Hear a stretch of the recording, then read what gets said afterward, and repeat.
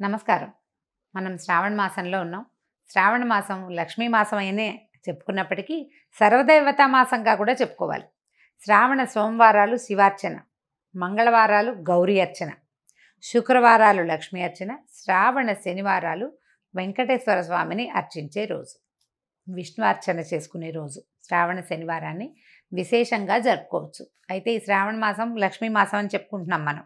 దేవతలంతా కలిసి ఒక పెద్ద యజ్ఞం సంకల్పించారట ఒకప్పుడు.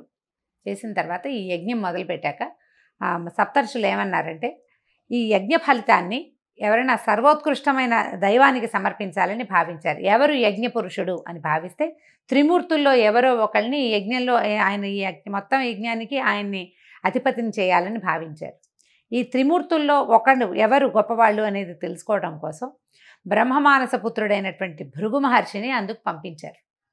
అయితే భృగువు ముందు బ్రహ్మలోకానికి వెళ్తే తండ్రిని ఎంత పిలిచినా ఆయన పలకలేదట. ఆయన సృష్టి క్రమంలో ఆయన హడావిడిలో ఆయన ఉన్నాడనమాట. సృష్టి చేసే పనిలో వాడిని సరస్వతీదేవి వీణ వాయిస్తుంది. ఆయన వీణానాదం వింటూ తన బొమ్మలు చేసుకునే పనిలో మునిగిపోయాడు. దాంతో ఆయన విసుగు పుట్టింది. నువ్వు యజ్ఞపురుషుడిగా ఎట్లా పనికొస్తావు? పనికిరావు, నీకు అసలు దేవతార్చనే ఉండదు, అర్చనే ఉండదని స్వయంగా తండ్రినే శపించాడు భృగువు. ఆ తర్వాత ఆయన కైలాసానికి వెళ్ళాడు. కైలాసంలో శివపార్వతులు ఇద్దరు ఆయన తాండవము ఆమె లాస్యంలో మునిగి వాళ్ళిద్దరూ ఆనంద నృత్యం చేసుకుంటున్నారు.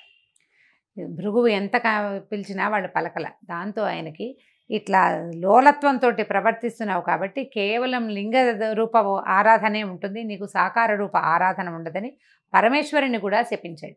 ఈయన ఒక మహర్షి, ఈయనకి శపించాలన్న ఉద్దేశం కలిగింది. అట్లా అక్కడి నుంచి మూడో వ్యక్తి అయినటువంటి శ్రీ మహావిష్ణువుని పరిశీలించడం కోసం, ఆయన యొక్క పరిస్థితి ఏమిటో చూడడం కోసం భృగు మహర్షి వైకుంఠానికి వెళ్ళారు.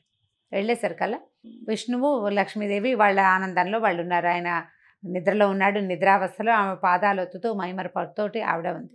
ఉండేసరికల్లా ఆయన ఎంత పిలిచినా పలకట్లేదని కోపంతో మహావిష్ణువుని గుండెల మీద కాలుతోటి తన్నాడు. తన్నేసరికల్లా వెంటనే ఆయన లేచి, అయ్యో నా గుండెల మీద తన్నే, వక్షస్థలం రాతి కంటే కఠినంగా ఉండే నా వక్షస్థలం మీద తన్నేవు, ఇక్కడున్న మణులు మాణ్యాలు అన్నీ నీకు గుచ్చుకున్నాయేమోనని చెప్పి ఆ మహర్షికి పాదసేవ చేస్తూ ఆయనకి అహంకార చిహ్నంగా ఆయన అరికాల్లో ఉన్నటువంటి నేత్రాన్ని చిదిమేశాడట మహావిష్ణువు. దాంతో ఆయన వెంటనే భగవంతుడే తన పాదాలు పట్టుకున్నాడనే విషయాన్ని జ్ఞప్తికి వచ్చిందనమాట. అంతకుముందంతా నేను ఋషిని బ్రహ్మజ్ఞానం కలిగిన వాడిని అహంకరించింది. ఆ అహంకారంతో తండ్రిని, సాక్షాత్తు తనకి తండ్రి అయిన బ్రహ్మదేవుణ్ణి, తర్వాత సర్వలయంకారకరుడైనటువంటి పరమేశ్వరుణ్ణి కూడా శపించి ఈ మహావిష్ణువు మీద ఇటువంటి అవజ్ఞతోటి ప్రవర్తించానని చాలా సిగ్గుపడి బాధపడి ఏమనుకున్నాడంటే, ఈ యజ్ఞానికి యజ్ఞపురుషుడు మహావిష్ణువు అని నిర్ధారించుకుని వెళ్ళిపోయాడు. నిజానికి భృగు మహర్షి ఒక కల్పంలో మహాలక్ష్మికి తండ్రి, ఆమెను భార్గవి అంటారు. ఈ కల్పంలో ఈవిడ క్షీరసాగరం నుంచి ఉద్భవించిందనమాట. ఆమె కోపం పట్టలేకపోయింది. ఆయన నిన్ను తంతే నా స్థానమైన హృదయాన్ని తన్నాడు, నన్ను హృదయంలో పెట్టుకుంటానన్నావు నువ్వు, ఆ స్థానంలో తన్నాడు కాబట్టి నేను నీతోటి ఉండను, ఈ అవమానాన్ని నేను సహించలేనని వెళ్ళిపోయింది.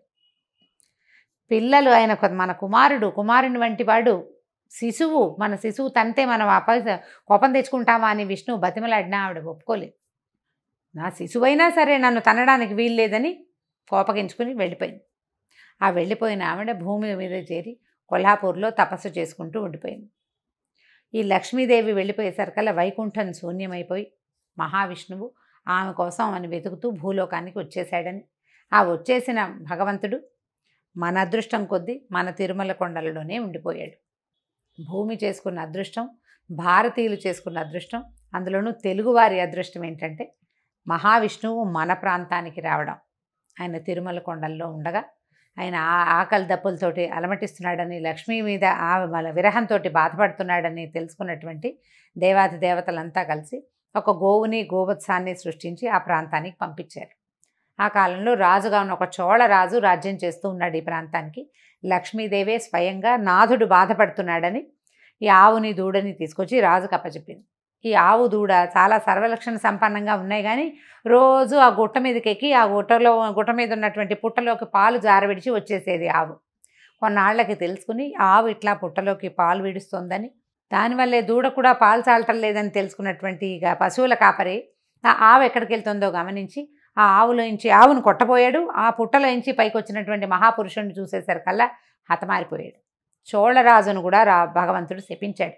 కళ్ళు పోతాయి నీకు, నీ ప్రాంతంలో ఇలాంటి పని జరిగింది కాబట్టి. అయితే అప్పుడు కొంచెం దెబ్బ కూడా తగిలింది మహావిష్ణువుకి. ఆ తర్వాత ఆయన తిరుమల కొండల మీదే, వెంకటాద్రి మీదే వకుళమాత ఆశ్రమానికి చేరాడు. లక్ష్మీదేవి యొక్క అంశ పద్మావతీదేవిగా ఆకాశరాజుకి దొరికింది. భూమిని తన్నుతుంటే దువ్వుతూ ఉండగా, అంటే నాగేటి చాలులో సీతాదేవి ఎలా దొరికిందో అదేవిధంగా పద్మావతీదేవి కూడా ఆకాశరాజుకి నాగేటి చాలులో దొరికింది. ఆ ఆడ శిశువుని పెంచుకున్నారు వాళ్ళు. ఆమెకు పద్మావతి అని పేరు పెట్టారు. ఈ తర్వాత కాలంలో ఈ వెంకటేశ్వర స్వామి మన మహావిష్ణువు కొండల మీదకి వెళ్ళటంతో శ్రీనివాసుడు అనే పేరుతోటి అక్కడ ఉండటం మొదలుపెట్టాడు వకుళమాత ఆశ్రమాల్లో. ఆ తర్వాత కాలంలో ఆయన పద్మావతి దేవిని చూడడం, ఆమె ఎందున్నటువంటి లక్ష్మీ అంశకి ఆకర్షితుడయ్యి ఆమెని వివాహం చేసుకుంటానని చెప్పడంతో వకుళమాత స్వయంగా ఆకాశరాజు దగ్గరికి వెళ్ళి పద్మావతి శ్రీనివాసుల కళ్యాణం జరిపించింది. ఆ తదనంతరం లక్ష్మీదేవి అక్కడికి వచ్చేయటం, పద్మావతి లక్ష్మీదేవుల తాలూకు సంవాదంలో భగవంతుడు సాలగ్రామ రూపిగా అక్కడ శిలాస్వరూపంగా ఈ తిరుమల కొండల మీద వెంకటాద్రి మీద వేంచేసి ఉన్నాడు.